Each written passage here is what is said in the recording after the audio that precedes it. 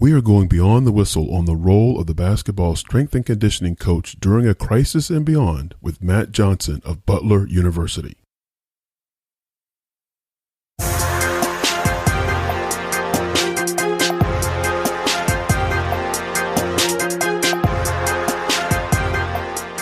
You are listening to Beyond the Whistle, the podcast that takes basketball coaches beyond the X's and O's to help you grow your network, make a plan for your career, and maximize your influence. Beyond the Whistle is brought to you by McCants Sports, a career management and consulting firm for college basketball coaches. Learn more at mccantsports.com.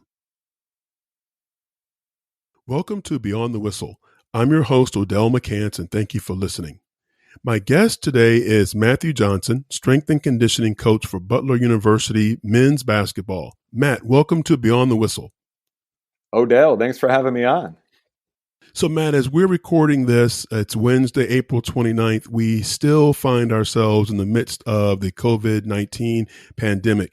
Now, when I was playing ball, I tried to run and hide from you strength coaches. So I'm very curious what the work of a strength and conditioning coach looks like during this time. Yeah, it's I forget what day we're on, but it feels like Groundhog's Day. Every day feels the same. But my responsibility right now with our players is remote. After the season unfortunately got cut short, we gave them about 2 weeks of just rest and recovery. And it was a very emotional time. Obviously, just the sudden end, like I said, was difficult for them to cope with. But we're utilizing a lot of great platforms, Instagram being one. We've created a free Instagram private account, and we have a great content stream where we're posting recipes, workouts, different Monday motivational talks. And so that's been really valuable for our players during this time.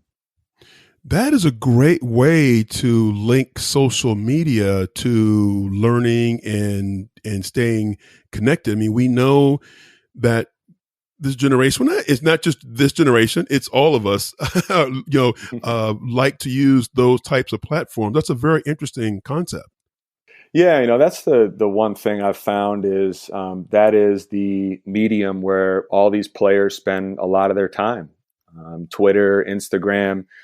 It's very much a social media driven society, and that's what they know. That's what they grow up in. So I've always tried to use that as an advantage just in terms of reaching players. And it's just a great way to stay connected. And I think that's the biggest thing we're trying to do right now is it's obviously it's a different time. Right. So we have to approach things differently. And some of our athletes, like I have some athletes that have full gyms in their house. And then I have some athletes that don't have anything. And so it's challenging, right? But we have to find the gray area and we have to find a solution to meet their needs. And so for me, it's just a great medium to, communicate and stay connected. And, I find myself doing this too, Odell, is just, coaching their lifestyle right now. I think it's a great opportunity to really emphasize the importance of sleep, consistent sleep. And, during the season with the travel and the practices and the games and, you're kind of all over the place in terms of your sleep pattern, where now it's like you're in quarantine. There's no distractions in terms of holding a consistent sleep pattern. Nutritionally, really spending some time in the kitchen and helping out mom and dad and getting in there and chopping up the veggies and making great recipes and getting that hands-on experience. And like I said, trying to coach their lifestyle, because I've always believed that if you're living better, you're going to play better. Yeah, Matt, you all were having a great season. I mean, you finished 22-9. I think came out the blocks and exceeded at least the public's expectations. Can you take us to that moment when you all learned that there would be no Big East tournament, obviously no NCAA tournament, and how did you organize yourselves as a program? Yeah, for me, personally, everything I do is for the players, and it's always been about the players. And my philosophy has always been athlete centered, people centered, and it hurt me because I knew they were hurting. So we have an unbelievable leader here in Coach Jordan, our head coach. He did a great job of just rallying the troops and getting everybody together and just that next play mentality, and I think that really helped us just cope with it. And that's the staff and that's the players included, and he was a huge reason for us just basically moving on. And sometimes you have to there's some things outside your control, and you can't control everything, and there's going to be adversity put into your life, and all we can do is grow and adapt to it, right? And so I think our whole mindset as a program has been treating this as a opportunity, not a setback. And a lot of times a breakdown, right, which really is what the virus caused, right? A breakdown in our season, a breakdown in the economy and just how we live and things like that. Well, breakdowns create breakthroughs, right? And so just the level of development, and I think the relationships, like I was just touching on, that are being formed is really going to help us moving forward. And how have you seen the players' emotions and mindsets evolve through this time, since we're looking at, I guess, a month and a half to a month and a half now? Yeah, what's always been amazing to me is the mindset of an elite athlete. And I've been in the training room when an athlete tore their ACL. And I remember just, I was crying.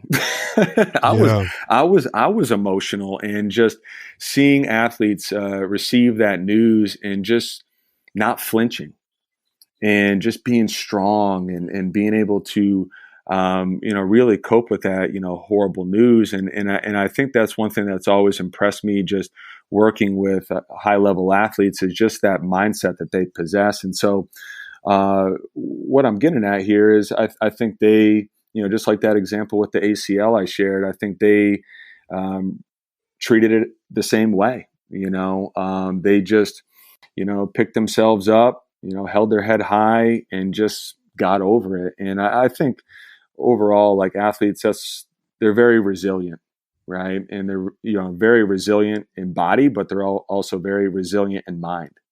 And, I think we're so quick to judge or criticize millennials or whatever you want to call this generation now. I joked about how I tried to stay out of the weight room and I was running from guys like you, coaches like you. I regret that now.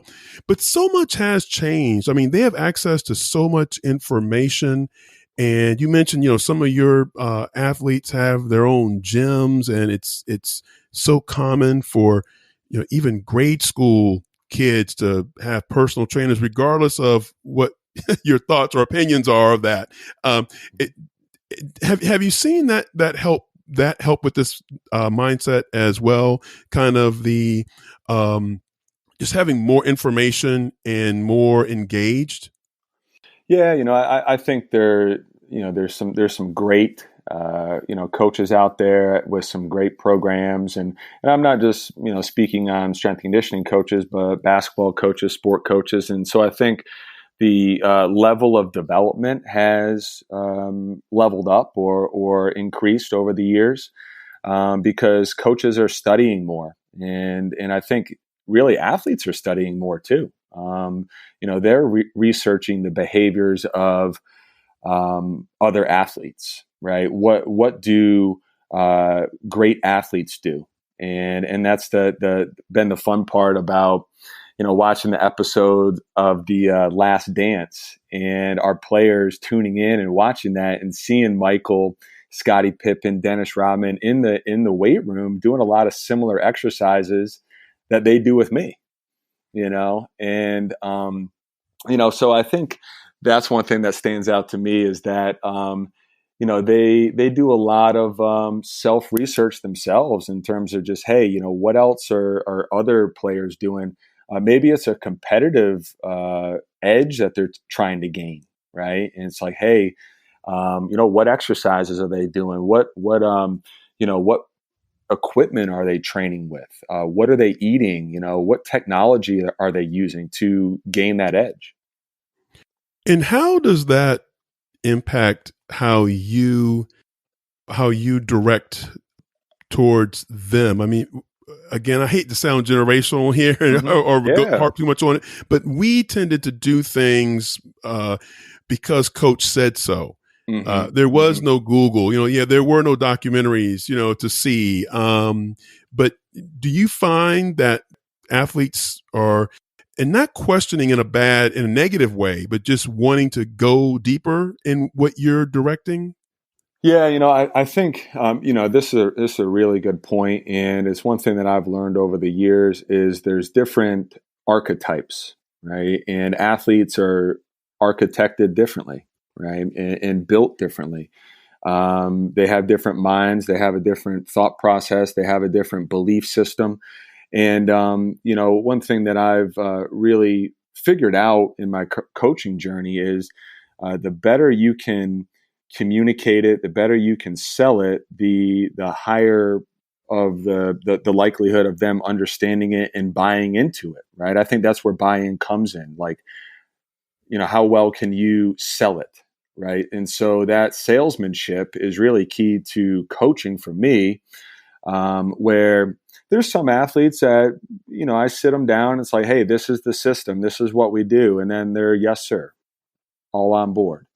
Right. Where there's some athletes that, to your point, maybe they, were very fortunate growing up and they had a strength and conditioning coach when they were 15, 16 years old. They were, doing some type of performance program as a youngster. Right. So they have a training age and they have a background and consequently an understanding of other things that they could do. And so for that individual, obviously me just saying, hey, this is how we do it, it might not hit home. It might not click for that person.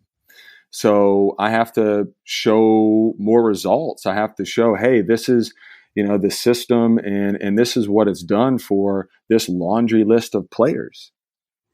All these players have done this system and these are the results and this is the level of improvement that they achieved. So, Matt, you mentioned your career journey. You've risen from coaching in high school, where you worked with who was my high school coach, Stu Vetter, and I hope my listeners aren't getting tired of you're my third episode in a row here with a Coach Vetter coaching tree family member, but it's how we connected. But you've risen from high school to George Washington University in the Atlantic 10 to now a Big East and top 20 program. Because I do know that there are many in the Beyond the Whistle audience who aspire to the same career pathway. Walk me through what your career journey has been. Yeah. So, it started with 3 internships that were unpaid, but they were full-time positions. I was doing a lot of things, and I was doing a lot of side jobs, right, to service my passion, which was strength and conditioning.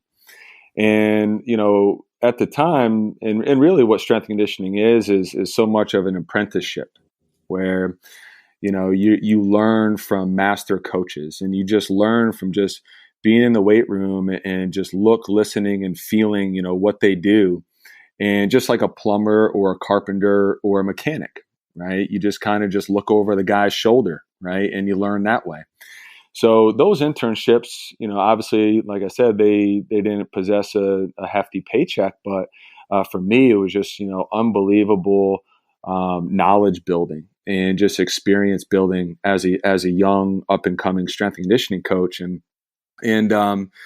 we all need an opportunity. And, for me, it was a 10-month, $8,000 position. And I know that some listeners will hear that and just be like, whoa. And my point is exactly, and sometimes that's what it takes to just, it's more of the opportunity and the responsibility that comes along with something just to give you a shot so you can prove yourself.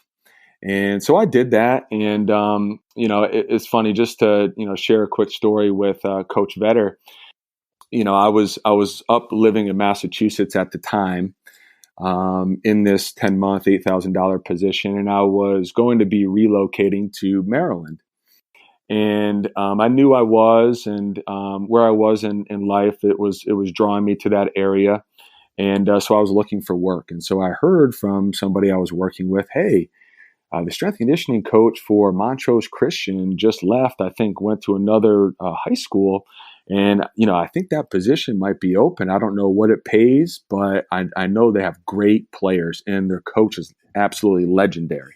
And would that have been Alan Stein, yes, Matt, who had left Coach Vetter? Yes. That's Alan. Yeah. Yep. So, so what I did, just like anybody would, reach out and I could not find an email for Coach Vetters, but I found the address for Montrose Christian. And I wrote a letter to Coach Vetter and just basically talking about my philosophy, my system, and what I could do for his players. And probably 6 weeks went by. I didn't hear a thing, nothing, radio silence. And all of a sudden, one day I'm driving home from work and my phone rings. And it was a 301 number. And I was, oh, geez, okay. And I pick up. And it's Coach Vetter. Matt, this is Coach Vetter from Montrose Christian. Thanks for your letter. Hey, I'm happy you're interested in our program. We have a group of players coming in tomorrow at 3 p.m. I want you to come by and train them. Well, mind you, I'm up in Massachusetts, right? And I think it was like 6 p.m., 6:30 around dinner time, right? So I said, yes, sir, coach, I'll be there. Hang up the phone. I pull in my driveway, hustle into my place. I pack a quick bag, throw some training equipment in my trunk, hurdles, bands, whole 9 yards. I get in my car and I drive. And I land at the Hilton on Rockville Pike there, and I stay overnight. I woke up the next morning. I make sure I had a nice breakfast at the continental breakfast there at the Hilton, got myself ready. I had a workout prepared, reviewed all my notes. This is what I'm going to do. I arrive. It's all these elite players, Justin Anderson, Michael Carrera, Tyler Hubbard, all these players. And Justin Anderson, UVA, and Dallas Mavericks. Yes. I don't know where, I don't remember offhand where Justin played now. And Carrera was at with South Carolina. He was at South Carolina. Yeah. Yes. Uh-huh. Mm-hmm. And so I worked those guys out, and Coach watched the whole time. And you know how he stands there with his arms crossed and everything. And he just observed. I don't think he said a thing. And so I gave them my best. I gave everything I had. I wanted to make sure that those guys felt the workout. Those players felt the workout. And, I remember this clear as day. The workout was over. And, there was a silence. And the guys were sitting there. And I was standing there. And Coach was standing there. And he said, guys, meet your new strength and conditioning coach. And I was like, oh, geez. And he said that was a pro workout, right? And that's how I got the job. And so I share that with your listeners is you always have to be ready to show up and go and get the job, right? Yes. And so I look back at that. It's like I could have said, hey, coach, I got to catch a flight, or hey, I can't be there tomorrow, right? And I could have come up with all these excuses why I couldn't have been there. But I made it happen. I figured it out. And, just in terms of me, as a strength and conditioning coach, which is really special to me, Coach Vetter is the top of my list in terms of mentors, people that really molded me and sharpened me in terms of who I am today. And that's a basketball coach. And that's where I always share that story is like, it doesn't take somebody in your trade or in your skill or craft to mentor you and sharpen you. Where I'm a prime example of a basketball coach sharpening and making me better, and I'm a strength and conditioning coach. And that was a pro work. I mean, I also meant to mention there, Justin Anderson was a first-round pick of the Dallas Mavericks out of Virginia. So, Matt, so you're at Montrose, and we know Coach Vetter runs a college, D1 style high school program down to everything. I think from the intensity of our practices and game and prep and how you carry yourself, travel, everything. But going to Montrose, did you have aspirations to elevate to college at that time? Yeah, I always wanted to, get to that level. And those internships I was speaking about, those were college internships. And so in a way, I started off in the college world. And, so for me going to the high school level, I didn't really flinch at that. I didn't really view that as like a step down because, to your point, like after meeting Coach Vetter and just speaking with him and just hearing about his program and how he ran it and everything, like I was like, man, I'm going to get better.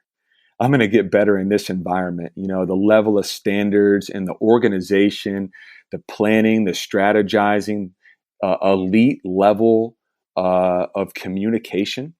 And that's where I really acquired the ability to communicate with courage. And Coach was always inviting that, and he didn't want any fluff, right? He wanted the facts. That's right. He wanted the facts, and it's like, what do we need to do to get our players better? And so he gave me an unbelievable platform to operate on, which I then later carried on. And that takeaway I applied to my staff later in life at GW, where those strength and conditioning coaches that worked under me, I remember how Coach Vetter treated me and allowed me to be great and do what I do, and gave me a great platform. He didn't micromanage me. He had expectations. He had standards. He knew what he wanted. He told me what he wanted, but then he let me go out and go get it. I posed this question to George Lynch, to Kevin Sutton, to Randolph Childress, of what they attribute this long list of coaches coming from Coach Vetter's family and that coaching tree. And I'm not going to bore listeners. They can go to the other episodes to hear the whole list, which I left out a ton of guys after following up with Coach, by the way. And I'm going to update that list in my show notes. But I've heard so many of the same things, Matt. George spoke to Coach being fair. He said, you went to Coach's house to do the landscaping and you got the one shoe and you had to come back the next day to get the other shoe. And that was George, McDonald's All-American. And that was the last guy, on the bench as well. He treated everyone the same. I heard from Kevin and Randolph that responsibility that he gave them and gave us, and Kevin driving the van to go pick players up for summer league games and summer workouts, and I hear so much of the same thing coming from you as well. Yeah, I think that's the great thing about life is you have all these people come into your life and you don't realize the imprint they're making on you, right? The impact that they're having on you. And, I remember in the summertime, Coach Vetter, he let me really just run the off-season development. And there were some times where I would be starting the session and we would be 20, 30 minutes into the workout and he would show up. And he had that level of trust in me that I could command and I could execute the workout and I could train the guys, and he was confident and trustworthy in me to execute it at a high level. And so I think putting people in those positions is really key for them to spread their wings and grow and adapt. And I always say this is leaders create leaders, Yes. right?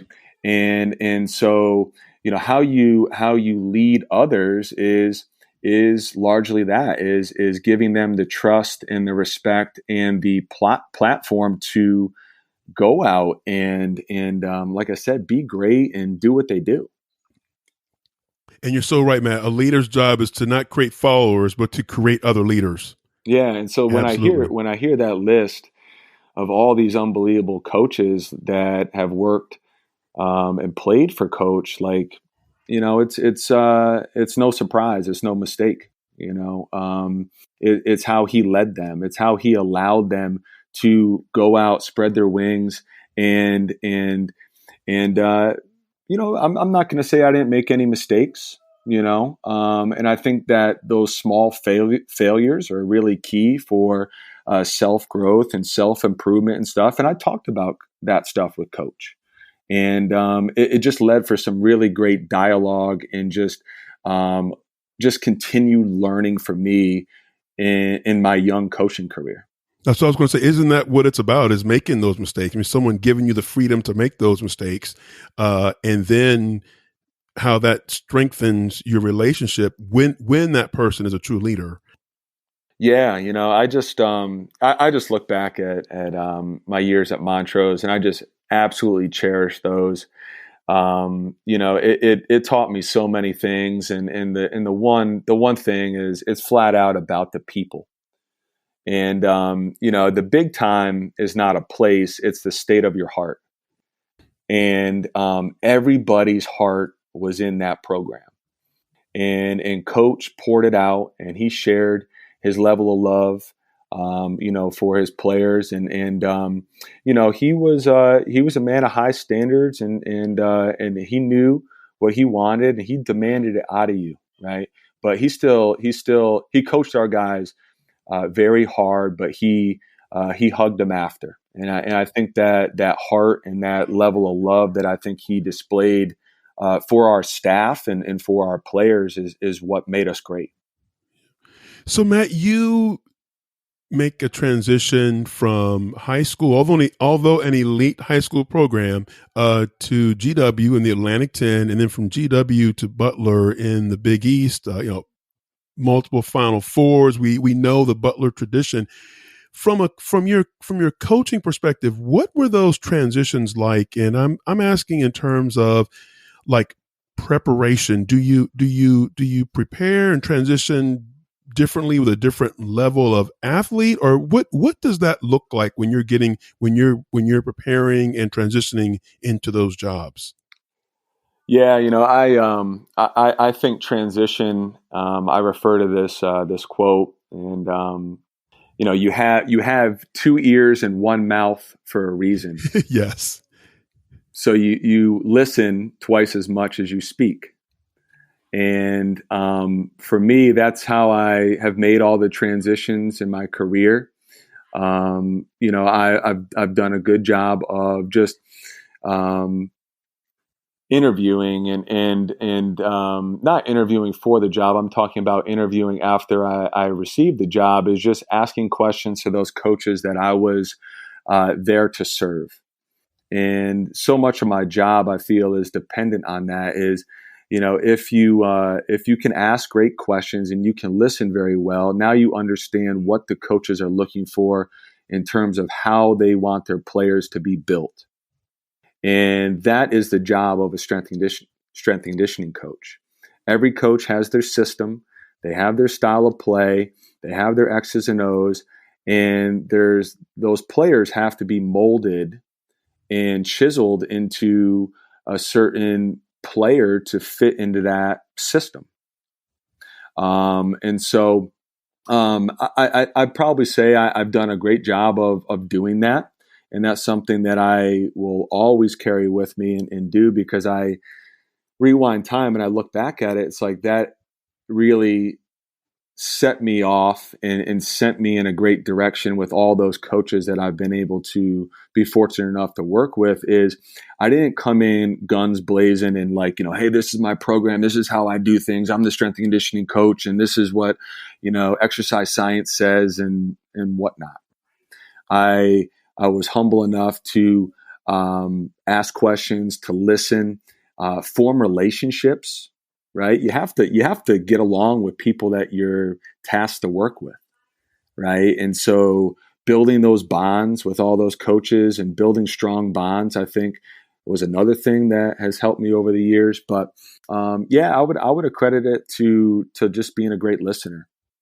And does it help that you've got a sole focus of one sport? I mean, I know it's nothing new now, but I've watched the evolution of the strength and conditioning coach position be at the department level down to now very and dedicated team specific.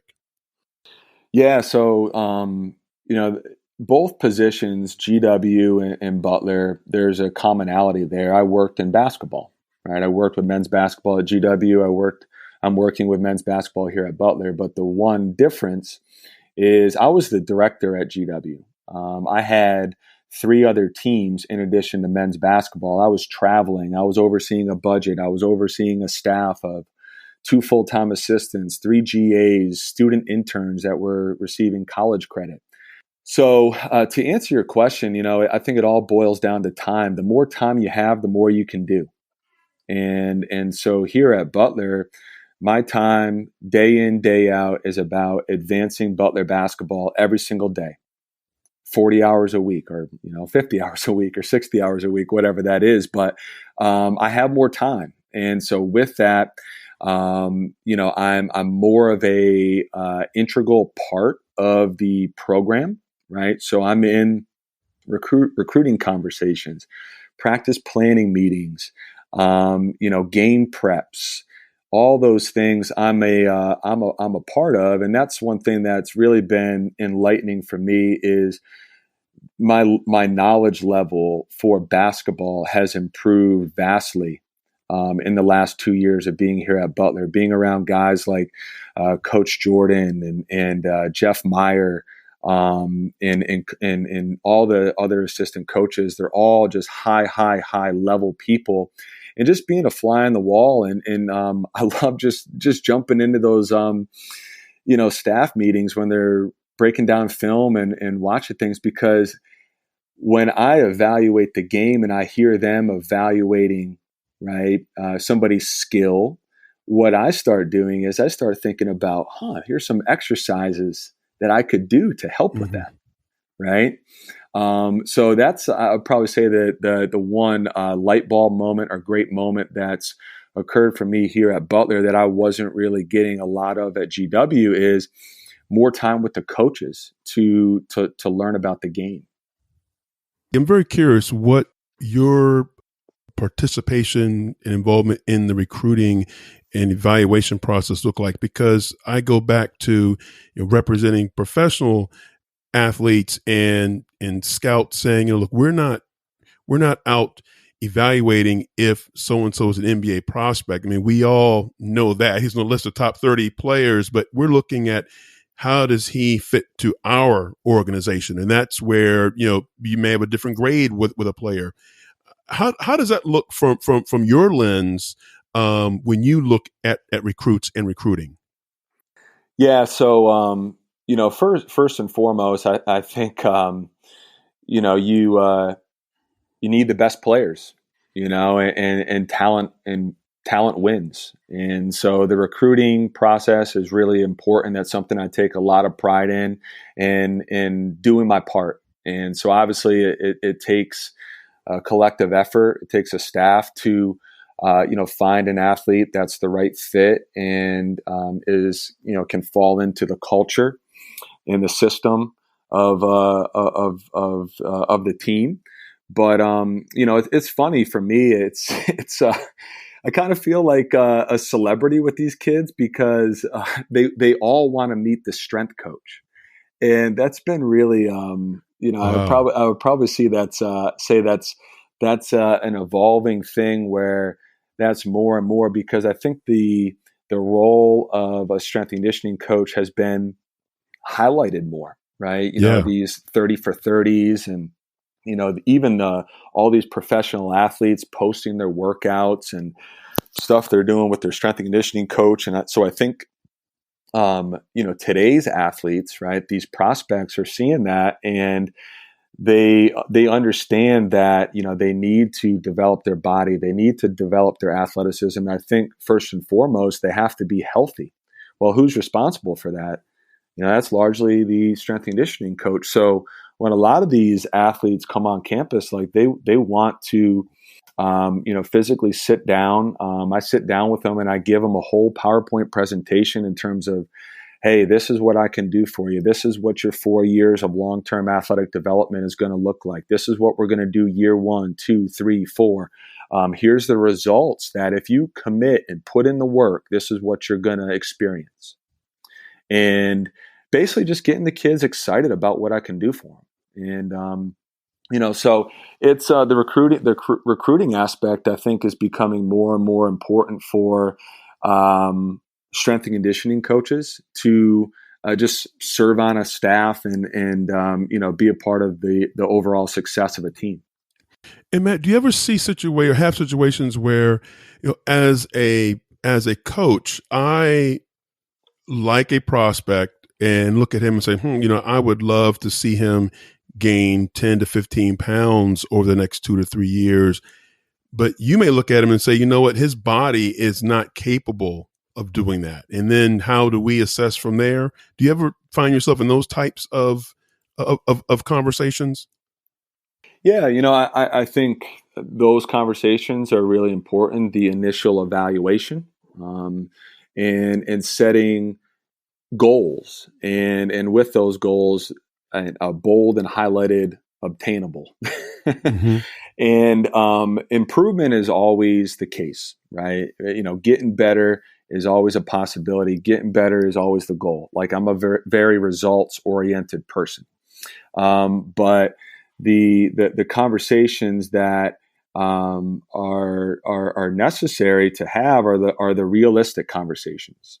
Like, hey, if this athlete works hard every single session, eats right, sleeps well, right, trains with a high level intent, trusts the program, right, and so, like, we kind of talked about that earlier in our conversation here, where sometimes you have to sell them, and they're very skeptical, right, and so that skepticism might reside for 6 months.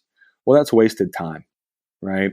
So just highlighting all those things, presenting all those things into the conversation, I think is one thing I do very well, and I think are very necessary for overall success. I mean, at the end of the day, here we're all professionals, we're all adults, right? We can have those high level conversations, and I use that, communicate with courage. We need to do that, right? And I invite that from the coaching staff, and the coaching staff invites that from me, and I think that's what it is needed to really impact an athlete.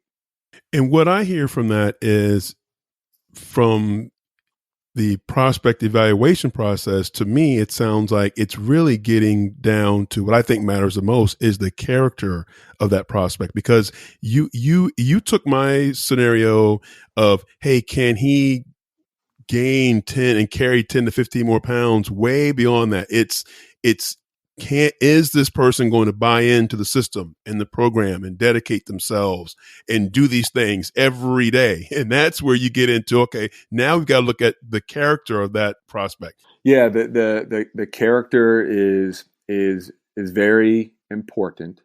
And the reality of things, Odell, is if they're with me an hour, okay, and the body is very unique, and we are born adapters, right? And that's what we do. We adapt to our environment. So a 1 hour session in the weight room, what I'm doing is I'm causing adaptation. right, to occur. I'm basically jump starting that. Well, the other 23 hours of the day absorbs that adaptation, right? And so in those 23 hours, the two very important things is how you fuel, how you eat, what are you putting on your plate, right? Are you, putting a consistent amount of calories into your system in those 4-hour windows of time? And how are you sleeping consistently? And so it's really eye-opening when you view it like that. It's like it's really dependent on those other 23 hours that they're not with me. How impactful that 1 hour workout is going to be overall long term.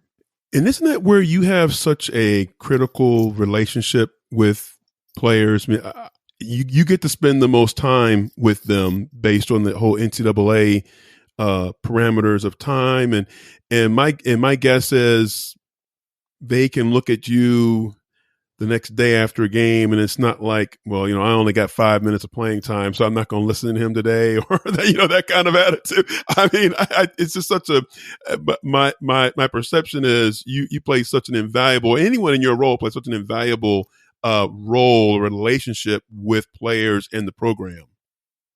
Yeah, I always say this with anybody I've ever trained, any player. I always keep it real with them, right? And I think athletes, and they can spot a fake, right? Yes. And so I think they respect someone that's just being real with them, right? Yes. And I always express this as I am not responsible for your playing time.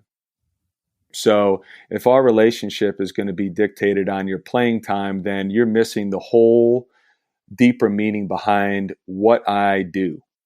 And what I do is twofold: growing you as an athlete, and through that process of growing you as an athlete, making you a better man, making you a better person. And I think that's the great thing about the weight room is you learn so many life lessons of discipline, accountability, consistency, failure, right? 225 pounds is 225 pounds. You might try to lift it up, but you're not strong enough that day and you fail. But then you keep at it and you maintain that level of consistency. And then one day you lift that 225 pounds. Great life takeaway there, right? And so, for me, I always, I would, to any coaches, basketball coaches listening, I would say this: if you want to get a pulse on your team, have this strength and conditioning coach on speed dial, Yeah, and constantly communicate and speak with them, because all those conversations that the strength and conditioning coach is having before a workout, after a workout, just standing by the squat rack in between those sets and reps, right? Those rest periods, right? Just the natural or organic flow of a workout.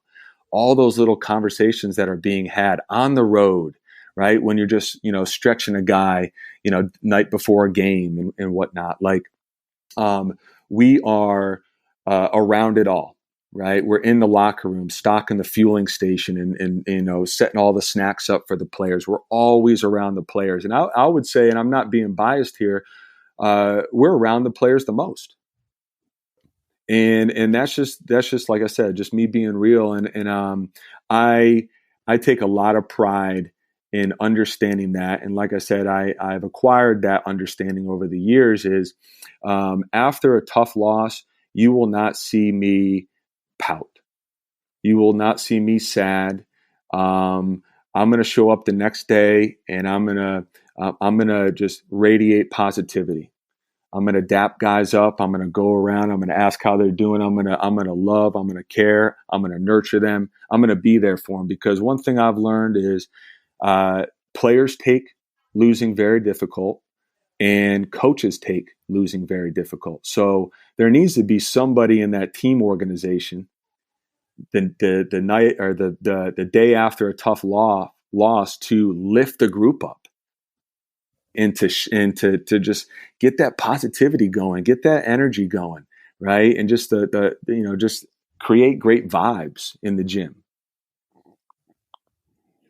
So your boss, Ralph Reef, who is the Senior Associate Athletic Director of Student Athlete Health, Performance, and Well-Being, is one of my favorite people, Matt, in and outside of sports. And Ralph I met Ralph when he was at St. Vincent Sports Performance there in Indianapolis, and he trained my very first NBA client, and I sent other clients there as well. And Ralph was so instrumental in the start of my business when I was on the player side. And with someone like Ralph in a role like that, which I think is still unique, but is emerging in athletic departments, what does the organization look like at Butler and the influence look like within the department? Yeah, so Ralph is a unbelievable resource. Has years upon years of knowledge and experience, and quite frankly, in the short amount of time, I think this summer will be 1 year of me working with Ralph. I've just learned so much, so Ralph's responsibility is he oversees all of us strength and conditioning coaches, so the performance side of things. He oversees sports medicine, so all those athletic trainers that work with the other sports at Butler. And then he works just in terms of overall wellness. And so he works, with the counseling center on campus and things like that. So, Ralph's job, I would probably say, is just like a large umbrella. And there's a lot of areas that, fall under his responsibility. He does a great job of multitasking and sharing his impact, with men's basketball, but all the other sport coaches and all the other sports. And so he's an unbelievable, very passionate about Butler. So he's on his second stint there, right? Yeah. Yes. So he loves Butler. And, that's one thing that I've just learned a lot about, just Butler history from Ralph. And that's one thing that I've acquired, is just the fraternity, right? And just, how close knit and just how much of a family Butler is. And Ralph has really helped me just in terms of, my knowledge for the performance side of things, but also me understanding that so much of Butler and being a Butler Bulldog is about that family aspect. So, Matt, I know you don't, and none of us have a crystal ball, but what do you see your program and sports in general looking like, and the challenges looking like when we all come back together? Yeah, I've tried to put some thought behind this, and I'm feeling more and more confident with the plan when we do see our athletes again, and unfortunately that's a question mark. We don't know when that's going to be, but I think the one word that stands out to me is progression, and we need to do a great job of communicating all these people, all these stakeholders, I call them, right, in the program, sports medicine, people like Ralph, myself, Coach Jordan, our nutritionist, right? All these people utilizing their expertise and their skills to progress our players back to participation safely, right? And so what I mean by that is we need to realize that, the insanity approach of just going right back into,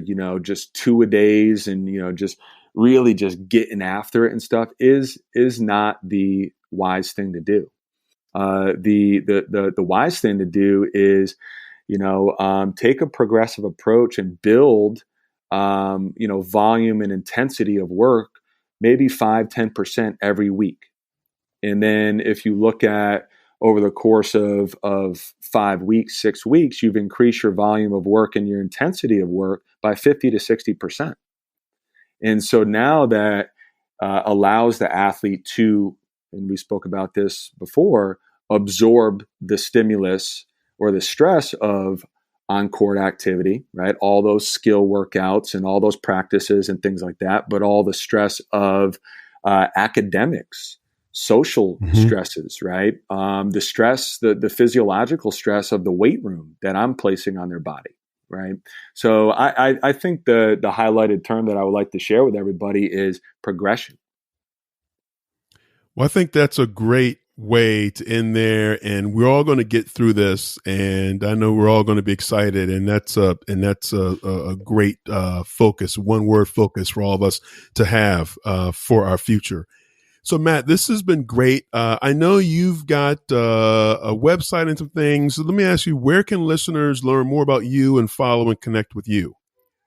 Yeah, so I have a website that I'm very guilty of not updating. I have to get better with that. I'm not too prideful to admit that, but it's strengthcoachconcepts.com.